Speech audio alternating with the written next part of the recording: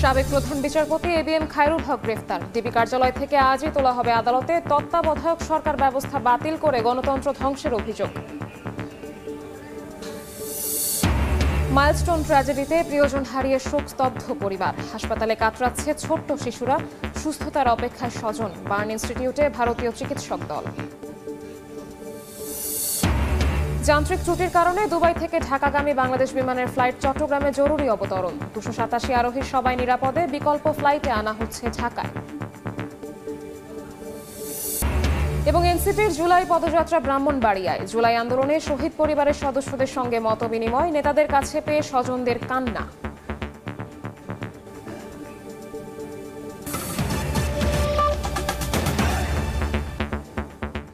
সময় সংবাদের সঙ্গে আছি আমি শবনব নিবিড়।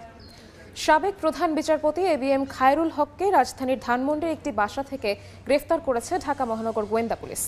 সকালে গ্রেফতারের পর নেওয়া হয়েছে ডিবি কার্যালয়ে। আজ তাকে আদালতে তোলা হবে। গোয়েন্দা পুলিশের যুগ্ম কমিশনার মোহাম্মদ নাসিরুল ইসলাম জানান, এবিএম খায়রুলের বিরুদ্ধে যাত্রাবাড়ি থানায় জুলাই আন্দোলনের হত্যা মামলা আছে। এছাড়া নারায়ণগঞ্জের ফতুল্লা থানায় তত্ত্বাবধায়ক ব্যবস্থা বাতিলের অভিযোগেও একটি মামলা রয়েছে দেশের 19তম এই প্রধান বিচারপতির বিরুদ্ধে। আওয়ামী আমলে কয়েকজন জ্যেষ্ঠ বিচারপতিকে ডিঙিয়ে প্রধান বিচারপতি করা হয়েছিল। অবসর গ্রহণের কয়েকদিন আগে তত্ত্বাবধায়ক সরকার ব্যবস্থা বাতিল করেন খায়রুল হক।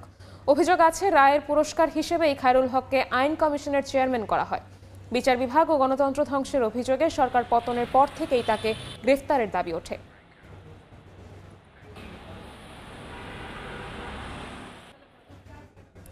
এই মুহূর্তে রাজধানীর মিন্টো রোডে ডিবি কার্যালয়ের সামনে আছেন সহকর্মী মাসুদুর রহমান। যাচ্ছি তার কাছে। মাসুদ, এই মুহূর্তে সাবেক প্রধান বিচারপতি এবিএম খায়রুল হক গোয়েন্দা কার্যালয়ে আছেন। তাকে ধানমন্ডির বাসা থেকে সকাল 8:30টার দিকে গ্রেফতার করা হয় এবং গ্রেফতারের পর থেকেই সেখান থেকে সরাসরি এখানে আনা হয়। ডিবির যুগ্ম কমিশনার নাসিরুল ইসলাম আমাদেরকে এটি নিশ্চিত করেছেন এবং তিনি যেটি বলেছেন, এখন যে কাজটি চলছে এখানে সেটি তার যে মামলাগুলো রয়েছে সেই মামলাগুলো পর্যালোচনা করা হচ্ছে, যে তাকে কোন মামলায় কিভাবে গ্রেফতার করা হবে এবং যেহেতু বিভিন্ন জায়গায় তার নামে মামলা রয়েছে সেক্ষেত্রে কাদের কাছে হস্তান্তর করবে এবং যাদের কাছেই মামলাটি হস্তান্তর করবে সেই এলাকার থানা পুলিশকে তারা বিষয়টি জানিয়ে তারা এখানে আসবে, এসে তাদেরকে গ্রহণ করে আজকে আদালতে দুপুরের পরে তোলার একটি সম্ভাবনার কথা আমাদেরকে জানিয়েছে। আর আরেকটি বিষয় যেটি, যে তার বিরুদ্ধে যে সকল অভিযোগগুলো ছিল এর আগে, সেই বিষয় নিয়েও গোয়েন্দা পুলিশ পর্যালোচনা করে দেখছে যে সেই বিষয়গুলো নিয়ে আসলে কিভাবে তাকে তার যেই মামলার জন্য তার যে রিমান্ড আবেদন সেখানে সেগুলো অন্তর্ভুক্ত করার বিষয়ে তারা চেষ্টা করছে। এবং যে অভিযোগগুলো এর আগে আমরা শুনেছি যে তিনি তত্ত্বাবধায়ক ব্যবস্থা পুনর্বহাল করে রায় দিয়েছিলেন, এছাড়াও বেগম খালেদা জিয়ার ক্যান্টনমেন্টের বাসা থেকে তাকে উচ্ছেদ করার যেই রায়টি সেটিও তিনি দিয়েছিলেন। এছাড়াও বিভিন্ন বেশ কিছু বিতর্কিত মামলার রায় ছিল যেগুলো নিয়ে তিনি অনেক সমালোচিত হয়েছেন এবং তার বিরুদ্ধে সরাসরি শেখ হাসিনার মদদে বিভিন্ন ফেসিস্ট কর্মকাণ্ডে জড়িত থাকার বিষয়েও বিভিন্ন অভিযোগ আমরা দেখেছি। এবং তার এই 5 আগস্টের পরে শেখ হাসিনা সরকার পতনের পর থেকেই কিন্তু তাকে গ্রেপ্তারের দাবিতে বিভিন্ন সংগঠনের পক্ষ থেকে দাবি জানানো হয়েছিল এবং তাদের যে ধারাবাহিক কর্মসূচি সেটি চলছিল। অবশেষে আজকে সকালে তাকে গ্রেপ্তার করা হলো। এখন আইনি প্রক্রিয়ায় তাকে রিমান্ড এবং পরবর্তী কার্যক্রম গোয়েন্দা পুলিশ এবং থানা পুলিশ সবাই মিলেই করবে। এই ছিল আসলে আমার কাছে গোয়েন্দা পুলিশ কার্যালয় থেকে সর্বশেষ তথ্য। সরাসরি যুক্ত ছিলাম সহকর্মী মাসুদুর রহমানের সঙ্গে। মাইলস্টোন ট্র্যাজেডিতে দগ্ধ ছোট্ট শিশুরা কাতরাচ্ছে হাসপাতালে, সুস্থতার অপেক্ষায় স্বজনেরা। জাতীয় বার্ন ইনস্টিটিউটে কাজ শুরু করেছেন ভারতীয় চিকিৎসক দল। সকাল 8:30টায় হাসপাতালে আসেন ভারতের 2 চিকিৎসক ও 1 নার্স। এরপর দগ্ধদের চিকিৎসায় গঠিত মেডিকেল টিমের সঙ্গে বৈঠকে বসেন তারা। এদিকে গতকাল থেকে দগ্ধদের চিকিৎসায় কাজ শুরু করেন সিঙ্গাপুরের চিকিৎসকরা। বিমান বিধ্বস্তে দগ্ধ 44 জন এখনও বার্ন ইনস্টিটিউটে চিকিৎসাধীন। তাদের 8 জনের অবস্থা সংকটাপন্ন। আইএসপিআর জানিয়েছে, এই ঘটনায় এখন পর্যন্ত নিহত হয়েছেন 32 জন।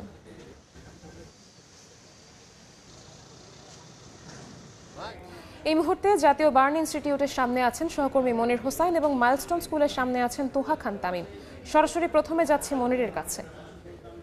মনির, মাইলস্টোনে বিমান বিধ্বস্তের ঘটনায় দগ্ধদের চিকিৎসা দিতে ভারত থেকে যে চিকিৎসক প্রতিনিধি দল এসেছেন তারা এই জাতীয় বার্ন ইনস্টিটিউটে চিকিৎসকদের সঙ্গে একটি মিটিং করেছেন এবং তারপরেই আসলে তারা বের হয়েছেন। প্রায় 3 ঘন্টা যাবত এখানে ছিলেন। তারা যে এখানকার যে ভর্তি রোগীরা আছেন তাদের সঙ্গে তাদের বিষয়ে বিভিন্ন বিষয়ে আসলে খোঁজখবর নিয়েছেন। তারপরেই আসলে তারা বার্ন ইনস্টিটিউট থেকে বের হয়েছে এবং আমরা আরও যেটি জানতে পেরেছি যে সিঙ্গাপুর থেকে যে চিকিৎসকরা এসেছিলেন তারা এখন পর্যন্ত অপারেশন থিয়েটারে কাজ করছেন বলে আমরা আসলে হাসপাতাল থেকে জানতে পেরেছি। এবং এই সাথে সাথে আসলে চীনের একদল চিকিৎসকের সঙ্গে একটি জুম মিটিং চলছে বলেও আসলে আমরা তথ্য পেয়েছি। এটি আমাদেরকে আসলে জানানো হয়েছে এবং আমরা জানতে পেরেছি। এবং হাসপাতাল কর্তৃপক্ষ থেকে গতকাল পর্যন্ত আসলে সবশেষ যেটি জানানো হচ্ছিল এখানে এখন পর্যন্ত জাতীয় বার্ন ইনস্টিটিউটে 44 জন চিকিৎসাধীন রয়েছে। তার মধ্যে সিঙ্গাপুরের যে চিকিৎসকরা এসেছেন তারা 3টি ভাগে আসলে ভাগ করেছেন। এখানে ক্রিটিক্যাল বলছেন, অর্থাৎ শঙ্কায় আছেন 8 জন, সেই 8 জন কিন্তু আইসিইউতে রয়েছে এবং 13 জন রয়েছে সিভিয়ার, অর্থাৎ তাদের মধ্যে থেকে কেউ 50%, কেউ 68%, কেউ 38%, কেউ 25% পর্যন্ত দগ্ধ হয়েছে এবং ইন্টারমিডিয়েট অর্থাৎ কিছুটা কম সংখ্যায় আছে 13 জন। এবং যেটি বলছে যে 6 জনের এখনো লাশ শনাক্ত করা যায়নি এবং এই 6 জনের শনাক্ত করতে সিআইডিতে আমরা যেটি জানতে পেরেছি 5 পরিবারের 11 জন তাদের ডিএনএ নমুনা দিয়েছেন। তো এই ছিল বার্ন ইনস্টিটিউটের সামনে থেকে আমার কাছে সবশেষ। এখন আমরা চলে যাব ঘটনাস্থলে এবং সেখানে অর্থাৎ মাইলস্টোন স্কুল কলেজ আছেন আমাদের সহকর্মী তোহা খান তামিম। আমরা সরাসরি যাচ্ছি তার কাছে। স্কুলটির মূল ফটকের সামনে এখন বেশ জটলা এবং এখানে যারা অভিভাবক রয়েছেন, যাদের সন্তানরা এখানে পড়াশোনা করেন, শিক্ষার্থীর বাবা মারা এখানে উপস্থিত রয়েছেন। বিশেষ করে বেশ কয়েকজন এখানে এসেছেন যাদের সন্তানদের এখনও খুঁজে পাওয়া যাচ্ছে না এবং তারা কোথায় আছেন, বেঁচে আছেন কিনা কিংবা সুস্থ আছেন কিনা, কি খোঁজ, আসলে কোনো খোঁজই তারা আসলে পাচ্ছেন না। এইরকম 3 জনের যেই বাবা মা তারা এখানে এসেছেন। বিশেষ করে আমি যদি বলি যে রিয়ামণি ক্লাস 3 শিক্ষার্থী, তার বাবা শাহাবুল ইসলাম তিনি এসেছেন। এছাড়া আফিয়ার মা তিনি এখানে এসেছেন এবং এক প্রকার বলা যায় যে আর্তনাদ করছেন সন্তানের জন্য এবং তারা তাদের যে আকুতি এবং তারা বেশ বলা যায় এখানে এক প্রকার ভেঙে পড়েছেন এবং প্রতিদিনই তারা আসছেন, কিন্তু এখন পর্যন্ত সন্তানের যে কোনো খোঁজ, সেই খোঁজ তারা আসলে পাচ্ছেন না। কার্যত সকাল থেকেই বরাবরের মতো গতকালকেও ঠিক এই মূল ফটকটি বন্ধ রয়েছে এবং এখানে কোনো অভিভাবক কিংবা কোনো ধরনের কোনো সাধারণ মানুষ কিংবা গণমাধ্যম কর্মী আমরা যারা রয়েছি তাদেরকে কাউকে কিন্তু প্রবেশ করতে দেওয়া হচ্ছে না। ভেতরে আসলে সকাল থেকে যে সমস্ত স্কুল সংশ্লিষ্ট শিক্ষক শিক্ষিকা কিংবা অন্যান্য কর্মকর্তা কর্মচারীরা প্রবেশ করেছিলেন তারা কিছুক্ষণ আগে বের হয়েছেন এবং আপনারা জানেন যে এই যে ঘটনাটি ঘটেছে এবং এই ঘটনাকে কেন্দ্র করে স্কুল কমিটি কর্তৃক অর্থাৎ স্কুল কর্তৃপক্ষ কর্তৃক কিন্তু একটি তদন্ত কমিটি গঠন হয়েছে 7 সদস্যের এবং তারা ইতিমধ্যে কাজ শুরু করেছে। তারা 3 কার্য দিবসের মধ্যে তাদের যে প্রতিবেদন সেই প্রতিবেদন তাদের জমা দেওয়ার কথা রয়েছে। তো সব মিলিয়ে বলা যায় যে এখন স্কুলটির মূল যে ফটক সেটি বন্ধ রয়েছে। সন্তানদের খোঁজে উদ্বিগ্ন বাবা মা তারা প্রতিনিয়ত তারা এখানে আসছেন এবং কান্নাকাটি করছেন, আর্তনাদ করছেন যে যেভাবে হোক না কেন যদি বেঁচে থাকে কিংবা সে যদি মরে গিয়েও থাকে তাহলে সেই খোঁজটাও যেন তাদের দেয়া হয়। একটু বলে রাখি, সেটা হচ্ছে শাহাবুল ইসলাম, তার যে রিয়ামণির বাবা, তিনি তার সন্তানের খোঁজ পেয়েছেন, শনাক্ত করেছেন, কিন্তু তার সন্তানকে আবার আরেকজন দাবি করেছে। এই ধরনের জটিলতাও কিন্তু এখানে তৈরি হয়েছে। তো সব মিলিয়ে বলা যায় যে বেশ একটি জটিল পরিস্থিতি তৈরি হয়েছে এবং এখানে বলা যায় যে উদ্বিগ্ন অভিভাবকদের উদ্বিগ্ন এবং অন্যান্য যারা রয়েছেন অভিভাবক তারাও কিন্তু এখানে উদ্বিগ্ন চোখে তাদের সন্তানদের নিয়ে আসছেন। আসলে কিভাবে আসলে এখানে ক্লাস করাবেন, কিভাবে এখানে আসলে পড়াবেন, তো সব মিলিয়ে একটি জটিলতা তৈরি হয়েছে। তো এই ছিল মাইলস্টোন স্কুল অ্যান্ড কলেজের সামনে থেকে আমরা তো সবশেষ। সরাসরি যুক্ত ছিলাম মাইলস্টোন স্কুল অ্যান্ড কলেজে এবং তার আগে ছিলাম জাতীয় বার্ন ইনস্টিটিউটে। মাইলস্টোন ট্র্যাজেডিতে অনেকেই হারিয়েছেন সন্তান, কোনো পরিবার হারিয়েছেন একাধিক সদস্য, কেউ আবার ছোট্ট বন্ধুকে হারিয়ে স্তব্ধ। সন্তানের শোকে পাগল প্রায় মা বাবার আর্তনাদ কাঁদিয়েছে আশপাশের সবাইকে। কেউ বা শোকে হয়েছেন স্তব্ধ, ভাষাহীন, নির্বাক। বিস্তারিত আয়েশা সিদ্দিক সামিয়ার রিপোর্টে।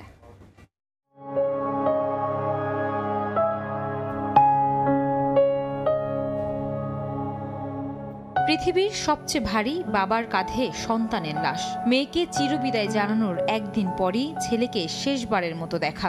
শুভ্র কাফনে জড়িয়ে পরপারে যাচ্ছে মানিকজোড়। বড় মেয়ে নাজিয়া চলে যাবা ঠিক একদিন পর আগুনে পোড়া তীব্র যন্ত্রণা থেকে চিরদিনের মতো ছুটি নিয়েছে আদরের ছোট সন্তান নাফি। অসীম বিষাদ আর বুক ভরা আর্তনাদে অন্যের কাঁধে ভর দিয়ে বাবা জানালেন শেষ বিদায়। হৃদয় ভাঙার ঘটনার দিন শেষবারের মতো নাফির সঙ্গে খাবার খেয়েছিল বন্ধু রেদওয়ান। পাশাপাশি বসে টিফিন সেরে দৌড়ে ক্লাসের দিকে ছুটেছিল দুই বন্ধু। জীবনের শেষ দৌড়ে জিতে যাওয়া বন্ধু নাফিকে চোখের সামনে থেকে হারিয়ে যাবার মুহূর্তটুকু কিছুতেই ভুলতে পারছে না রেদওয়ান। আমি বলতেছি যাইস না, দাঁড়া আমি আসতেছি। ও আগে যায়, যখন ওখানে দাঁড়ায় পড়ছে তখন একটা বিকট শব্দ, দেখি একটা ফাইটার জেট ওইখানে যা পড়লো।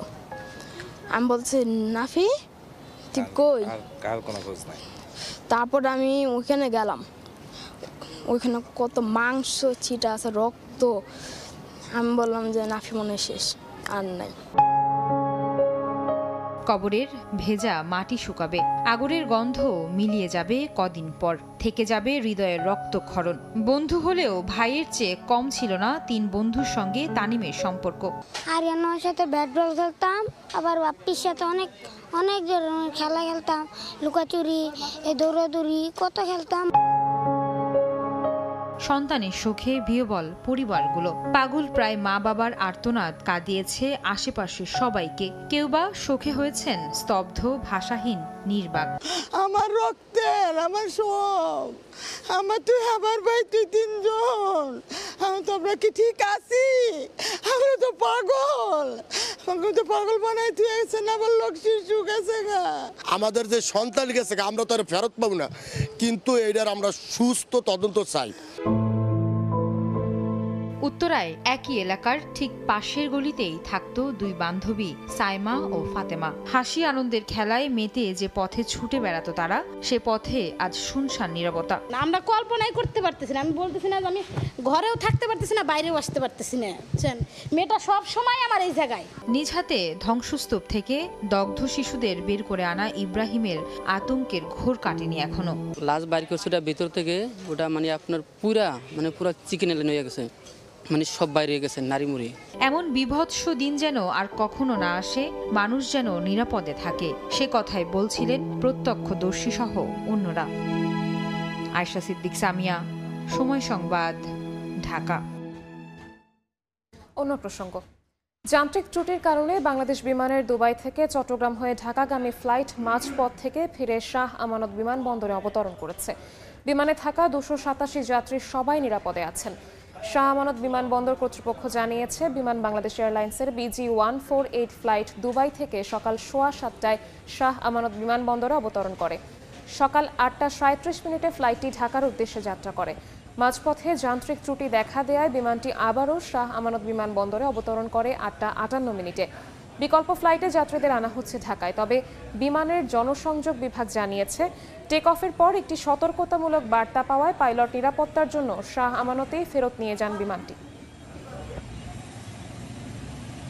সময় সংবাদে আরও থাকছে, মোবাইল সিম কেনার সীমা 15 থেকে 10-এ নামালো সরকার। অক্টোবরে বন্ধ হচ্ছে 67 লাখ। নতুন সিদ্ধান্তে মিশ্র প্রতিক্রিয়া গ্রাহকের। সেবা কেন্দ্রের সহায়তা নেওয়ার আহ্বান। মধ্যরাতে স্বাস্থ্য পরীক্ষার জন্য এভার কেয়ার হাসপাতালে নেওয়া হয় বিএনপি চেয়ারপারসন বেগম খালেদা জিয়াকে। প্রায় 1 ঘন্টার স্বাস্থ্য পরীক্ষা শেষে রাত 3টার দিকে ফিরোজায় ফেরেন তিনি। লন্ডনে চিকিৎসা নিয়ে ফেরার পর দ্বিতীয়বারের মতো তাঁর স্বাস্থ্য পরীক্ষা করা হলো।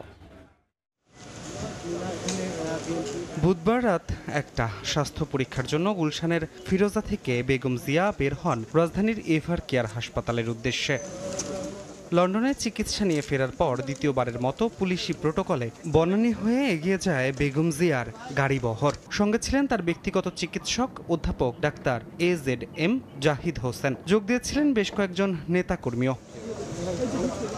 1:30টার দিকে এভার কেয়ারে পৌঁছায় গাড়ি বহর। এরপর প্রায় 1 ঘন্টা ধরে চলে স্বাস্থ্য পরীক্ষা। 2:30টার দিকে আবারও বেগম জিয়া রওনা দেন তার গুলশানের বাসভবন ফিরোজার উদ্দেশ্যে। 3টার দিকে হাসপাতাল থেকে বাসায় পৌঁছান বেগম জিয়া। গত ৮ জানুয়ারি উন্নত চিকিৎসার জন্য লন্ডন যান বেগম খালেদা জিয়া। টানা ১৭ দিন চিকিৎসাধীন থাকার পর লন্ডন ক্লিনিক থেকে নেওয়া হয় ছেলে তারেক রহমানের বাসায়। সেখান থেকে প্রায় ৪ মাস পর গত ৫ মে দেশে ফেরেন বিএনপি চেয়ারপারসন। ধ্রুব ব্যানার্জি, সময় সংবাদ, ঢাকা। জন আকাঙ্ক্ষা জানতে জাতীয় নাগরিক পার্টির দেশ গড়তে জুলাই পদযাত্রা এখন ব্রাহ্মণবাড়িয়ায়। সকালে শহরের সার্কিট হাউসে জুলাই আন্দোলনে শহীদ পরিবারের সদস্যদের সঙ্গে মতবিনিময় করেন দলটির কেন্দ্রীয় নেতারা। তাদেরকে কাছে পেয়ে কান্নায় ভেঙে পড়েন শহীদ পরিবারের সদস্যরা। এ সময় জুলাই আন্দোলনে শহীদদের হত্যার ঘটনার সুষ্ঠু তদন্তের দাবি জানান দলটির নেতারা। পরে শহরের কাউতুলি থেকে শহরের বিভিন্ন সড়কে পদযাত্রা করে পথসভায় অংশ নেবেন দলটির কেন্দ্রীয় নেতা সহ জেলা উপজেলা পর্যায়ের নেতাকর্মীরা। সাভার আশুলিয়া থানায় যে ৬ জন লাশ পোড়াইছিল, তো ওইখানে আমার ভাইয়া ছিল, ওইখানে আমার ভাইয়া মারা যায় আর কি।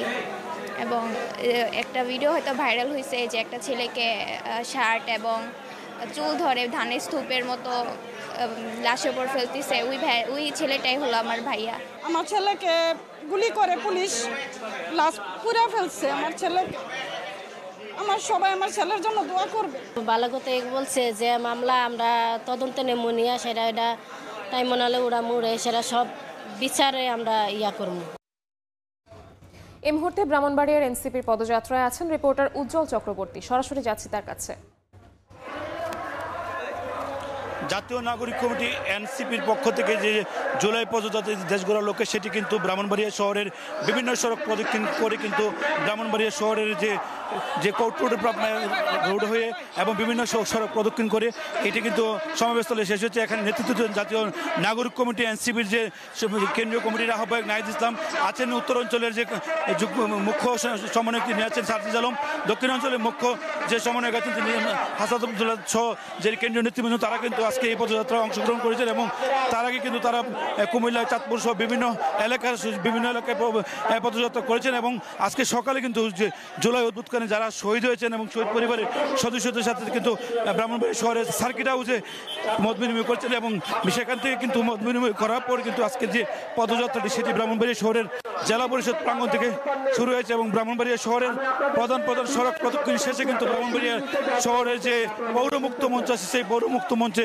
এসে কিন্তু জুলাই যে পদযাত্রাটি সেটি ইতিমধ্যে শেষ হয়েছে। এবং তারা কিন্তু অল্প সময়ের মধ্যে এখানে কিন্তু বক্তব্য রাখবেন। এখানে কিন্তু দলীয় নেতাকর্মী সহ যে এনসিপির যে কেন্দ্রীয় এবং জেলা পর্যায়ের নেতৃবৃন্দ আছে তারা কিন্তু এখানে কিন্তু তাদেরকে স্বাগত জানাচ্ছেন। এবং অল্প সময়ের মধ্যে এখানে কেন্দ্রীয় নেতৃবৃন্দ নাহিদ ইসলাম, সার্জিস আলম এবং হাসনাত আব্দুল্লাহ এবং মুখ্য সমন্বয়কারী নাসিরউদ্দিন পাটোয়ারি সহ কেন্দ্রীয় নেতৃবৃন্দ কিন্তু বক্তব্য রাখবেন। এখানে আপনি দেখতে পাচ্ছেন কেন্দ্রীয় এনসিপির যে কেন্দ্রীয় নেতৃবৃন্দ তারা কিন্তু এখানে কিন্তু অংশগ্রহণ করেছেন এবং ইতিমধ্যে তারা কিন্তু সভাস্থলে এসে পৌঁছেছেন।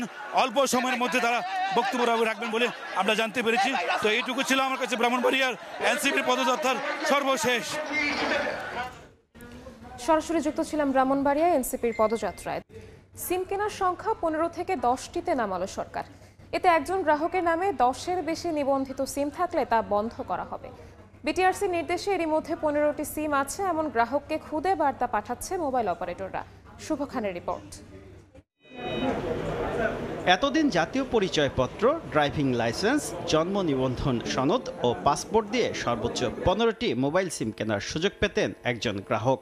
তবে সেই সুযোগ এবার কাটছাঁট করল সরকার।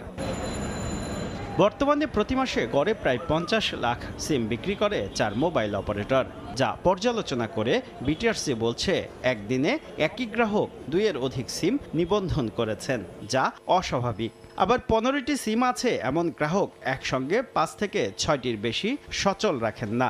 সব মিলিয়ে একজন গ্রাহকের বিপরীতে সিম সংখ্যা 15 থেকে 10টিতে নামানোর নির্দেশ দিয়েছে বিটিআরসি। এটা দ্রুতই বাস্তবায়ন হয়ে যাবে।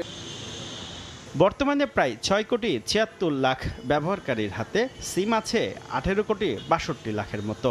নতুন সিদ্ধান্তে মিশ্র প্রতিক্রিয়া গ্রাহকদের মধ্যে। সিমের কারণে অপরাধ বেড়ে যাচ্ছে। প্রতারণা করবে সে 10টা হোক 15টা হোক সব দিক দিয়ে করতে পারবে। একটা ফ্যামিলিতে 10টা সিম যথেষ্ট, 10টা নাম্বার ব্যবহার করবে। সরকারি সিদ্ধান্ত বাস্তবায়নে 26 লাখ গ্রাহকের 67 লাখ সিম বন্ধ হবে। *16001# ডায়াল করে নিবন্ধিত সিম সংখ্যা জানা যাবে। থাকছে গ্রাহক সেবা কেন্দ্রের সহযোগিতাও। 30 অক্টোবর পর্যন্ত পছন্দমতো সিম বন্ধ করার সুযোগ পাবেন গ্রাহকরা। কোনো সিম আপনি ডিসকন্টিনিউ করতে চান, আপনি সেই অপারেটরের আপনি যদি সেবা সেন্টারে যান আপনি কিন্তু তখন সেটা ডিসকানেক্ট করতে পারবেন। আইওটির সাথে যে সিমগুলো যাবে সেগুলো ডেফিনেটলি এই ক্যাপের মধ্যে আসাটা ঠিক হবে না। এই সুযোগ না নিলে 30 অক্টোবরের পর গ্রাহকের 10-এর বেশি সিম স্বয়ংক্রিয়ভাবে বন্ধ করে দেবে মোবাইল অপারেটররাই। শুভ খান, সময় সংবাদ, ঢাকা। কর্মকর্তা কর্মচারীদের পোশাক বিষয়ক নির্দেশনা প্রত্যাহার করেছে বাংলাদেশ ব্যাংক। বৃহস্পতিবার বাংলাদেশ ব্যাংকের মুখপাত্র জানান, অফিস সময়ে পেশাদার ও মার্জিত পোশাক পরিধানের বিষয়ে স্ব বিভাগীয় সভার আলোচনায় যে সিদ্ধান্ত নেওয়া হয়েছিল তা প্রত্যাহার করা হয়েছে। মুখপাত্র জানান, পোশাক পরিধানের বিষয়ে কোনো নীতিগত সিদ্ধান্ত বা কোনো সার্কুলার জারি করা হয়নি। সংবাদ মাধ্যমে বিষয়টি জানতে পেরে গভর্নর নির্দেশ দিলে এই সিদ্ধান্ত প্রত্যাহার করে নেওয়া হয়। এর আগে বাংলাদেশ ব্যাংকের মানব সম্পদ বিভাগ 2 থেকে পুরুষ ও নারী কর্মীদের জন্য নির্দিষ্ট পোশাক পরিধানের কথা বলা হয়েছিল।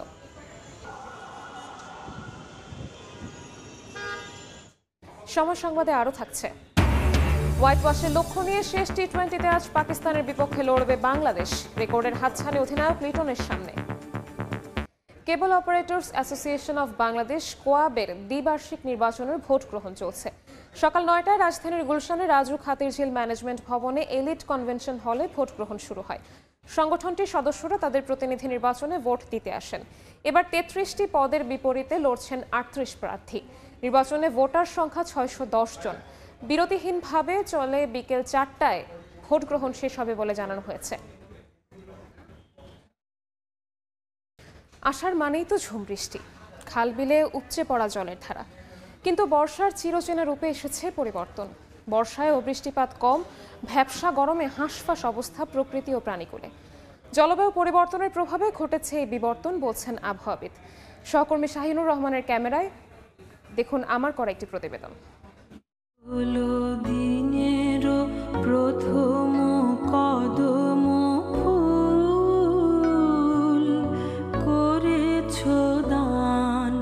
বর্ষাকাল মানেই তো স্নিগ্ধতা, প্রকৃতিতে সবুজের সমারোহ আর বৃষ্টির অঝোর ধারা। অথচ সেই বর্ষাকালেই কাঠ ফাটা রোদ আর ঘামে ভেজা অস্বস্তি। বর্ষার চিরচেনা রূপ যেন অনেকটাই ফিকে। আবহাওয়া অফিসের তথ্য মতে গত কয়েক বছর ধরে আষাঢ় শ্রাবণ মাসে বৃষ্টিপাতের পরিমাণ উল্লেখযোগ্য হারে কমেছে। বৈশ্বিক উষ্ণায়ন, অপরিকল্পিত নগরায়ন এবং জলাশয় ভরাটের ফলে প্রকৃতির স্বাভাবিক ছন্দ বিঘ্নিত হচ্ছে। ফলে বাতাসে আর্দ্রতার পরিমাণ বেড়ে যাওয়ায় অনুভূত হচ্ছে ভ্যাপসা গরম। আবহাওয়াবিদ জানিয়েছেন, বৃহস্পতিবার থেকে একটি লঘুচাপ সৃষ্টির সম্ভাবনা আছে। এর প্রভাবে আগামী কয়েকদিনের মধ্যে দেশের বিভিন্ন স্থানে বৃষ্টিপাত হতে পারে। উত্তর বঙ্গোপসাগরে একটা লঘুচাপ সৃষ্টি হবে এবং এই লঘুচাপটা গ্র্যাজুয়ালি ইন্টেন্সিফাই হতে পারে। সেক্ষেত্রে দেখা যাচ্ছে বৃষ্টি একটু একটু করে বেড়ে যাবে। প্রথমে যে বৃষ্টিটা বাড়বে বেসিক্যালি হচ্ছে আপনার চট্টগ্রাম ডিভিশন, সিলেট ডিভিশন, তারপর সারা দেশেই ভালো বৃষ্টির সম্ভাবনা রয়েছে। জলবায়ু পরিবর্তনের বিরূপ প্রভাব মোকাবিলায় এখনই সম্মিলিত পদক্ষেপ গ্রহণ জরুরি জানিয়ে বিশেষজ্ঞ বলছেন, প্রকৃতির এই বদলে যাওয়া রূপ স্থায়ীভাবে নেতিবাচক প্রভাব ফেলবে জীবনযাত্রায়। শবনব নিবিড়, সময় সংবাদ, ঢাকা। খেলার খবর। হোয়াইট ওয়াশের লক্ষ্যে আজ শেষ টি-20তে পাকিস্তানের বিপক্ষে মাঠে নামবে বাংলাদেশ। মিরপুর শেরে বাংলা ক্রিকেট স্টেডিয়ামে ম্যাচ শুরু হবে সন্ধ্যা 6টায়। ঘরের মাঠে পাকিস্তানের বিপক্ষে টানা 2 টি-20 জয়ের পর এবার সফরকারীদের ধবল ধোলাইয়ের মিশন লাল সবুজের সামনে। বাংলাদেশের একাদশে আসতে পারে বেশ কয়েকটি পরিবর্তন। ইমনকে বিশ্রাম দিয়ে ওপেনিংয়ে ফিরতে পারেন তানজিদ তামিম। দ্বিতীয় ম্যাচে জয় পেলেও ক্যাচ আর গ্রাউন্ড ফিল্ডিংয়ে কিছুটা স্লো ছিল বাংলাদেশ। শেষ ম্যাচে তাই চ্যালেঞ্জ থাকবে সেই ভুলগুলো শুধরে নেয়ার। এদিকে টানা 2 ম্যাচ হেরে চাপে পাকিস্তান।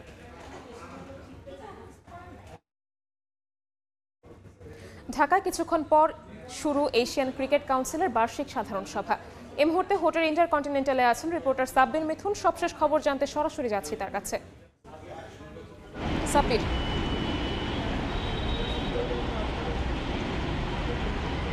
এশিয়ান ক্রিকেটের গুরুত্বপূর্ণ একটা দিন আজ, ঢাকার জন্য একটা গুরুত্বপূর্ণ দিন, কারণ এরই মধ্যে এশিয়ান ক্রিকেটের যত সহযোগী দেশ কিংবা সদস্য দেশ রয়েছে তারা কিন্তু গতকালকে থেকেই ঢাকায় আসা শুরু করেছে এবং সবশেষ দেশ হিসেবে টেস্ট প্লেইং কান্ট্রি আফগানিস্তানের যে প্রতিনিধি দল তারাও কিন্তু এই সভাতে অংশগ্রহণ করতে যাচ্ছেন এবং সব মিলিয়ে যে সংখ্যাটা ছিল যে এশিয়া কাপের যে এজিএম হবে সেই এজিএমের বৈঠকটা শেষ পর্যন্ত হবে কিনা সেই সংখ্যা কিন্তু দূরে ঠেলে দিয়ে অবশেষে সফলভাবেই সেই এসিসির সভা আয়োজন করতে যাচ্ছেন মহসিন নাকভির নেতৃত্বাধীন এসিসির বর্তমান যে কমিটি। এবং এই সভার মূল এজেন্ডাটা হচ্ছে 2025 এশিয়া কাপকে ঘিরে যে অনিশ্চয়তা রয়েছে যে ভারত পাকিস্তান দুই দেশের দ্বন্দ্বের কারণে এই টুর্নামেন্ট আদৌ মাঠে গড়াবে কিনা সেই সংখ্যাও অনেকটাই দূর হয়ে গেছে গতকালকে যখন বিসিসিআই এই সভাতে জুমে বা অর্থাৎ অনলাইনে অংশগ্রহণের জন্য সিদ্ধান্ত নেয়। তার মানে এশিয়া কাপেও যে তারা অংশগ্রহণ করবে সেই সংখ্যা কিন্তু কিছুটা হলেও দূর হয়েছে। এখন দেখার বিষয় এশিয়া কাপ আসলে কবে নাগাদ মাঠে গড়াতে পারে, কারণ নির্ধারিত যে উইন্ডো সেটা সেপ্টেম্বরের প্রথম দিকে এবং সেই উইন্ডোতে যদি এশিয়া কাপ মাঠে না গড়ায় তাহলে কিন্তু পাকিস্তানের জন্য একটা বড় ক্ষতি। দেশটির সংবাদ সংস্থাগুলোর দাবি যে প্রায় 1.25 billion Pakistani rupee Pakistan cricket বোর্ডের ক্ষতি হবে। অর্থাৎ এই এশিয়া কাপটা আয়োজনের জন্য পাকিস্তানও কিন্তু অনেকটাই মরিয়া এবং তারা চাচ্ছে যে এশিয়া কাপ টুর্নামেন্টের মাধ্যমে তাদের যে আর্থিক ক্ষতি সেই ক্ষতিটা পুষিয়ে নেওয়া বা এড়িয়ে নেওয়ার যে সুযোগটা তাদের সামনে রয়েছে এবং তার জন্য কিন্তু আজকে বিসিসিআইকে এই বৈঠকে রাজি করানো একটা বড় উদ্দেশ্য হবে। আমার কাছে এসিসির এজিএম নিয়ে এখন পর্যন্ত এই ছিল সবশেষ। সরাসরি যুক্ত ছিলাম হোটেল ইন্টারকন্টিনেন্টালে। এ পর্যায়ে শীর্ষ সংবাদগুলো জানিয়ে দিচ্ছি আরেকবার। সাবেক প্রধান বিচারপতি এবিএম খায়রুল হক গ্রেফতার। ডিবি কার্যালয় থেকে আজই তোলা হবে আদালতে। তত্ত্বাবধায়ক সরকার ব্যবস্থা বাতিল করে গণতন্ত্র ধ্বংসের অভিযোগ। মাইলস্টোন ট্র্যাজেডিতে প্রিয়জন হারিয়ে শোক স্তব্ধ পরিবার। হাসপাতালে কাতরাচ্ছে ছোট্ট শিশুরা, সুস্থতার অপেক্ষায় স্বজন। বার্ন ইনস্টিটিউটে ভারতীয় চিকিৎসক দল। এবং যান্ত্রিক ত্রুটির কারণে দুবাই থেকে ঢাকাগামী বাংলাদেশ বিমানের ফ্লাইট চট্টগ্রামে জরুরি অবতরণ। 287 আরোহী সবাই নিরাপদে, বিকল্প ফ্লাইটে আনা হচ্ছে ঢাকায়।